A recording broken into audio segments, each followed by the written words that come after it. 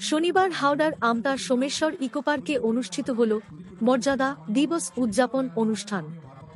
এদিন নৌ-বাইচ প্রতিযোগিতায় রাজ্যের বিভিন্ন প্রান্ত থেকে মানুষ অংশগ্রহণ করেছিলেন। মাঞ্জারিয়া খালের উপর 1 কিলোমিটার দীর্ঘ এই নৌবাইচ প্রতিযোগিতা দেখতে হাজারো মানুষের ভিড় জমে। অনুষ্ঠানটি চলবে আগামীকাল পর্যন্ত। উপস্থিত ছিলেন রাজ্যের পূর্ত ও কারিগরি দপ্তরের মন্ত্রী পুলক রায়, উলুবেড়িয়া উত্তরের বিধায়ক ডা নির্মল মাঝি, উলুবেড়িয়া এসডিও মানস ঘোষ প্রমুখ। বললে খুব 1873 সালে তপশিলি জাতি উপজাতিদের প্রতিবাদে মর্যাদা দিবস পালনের সিদ্ধান্ত নেয় রাজ্য সরকার।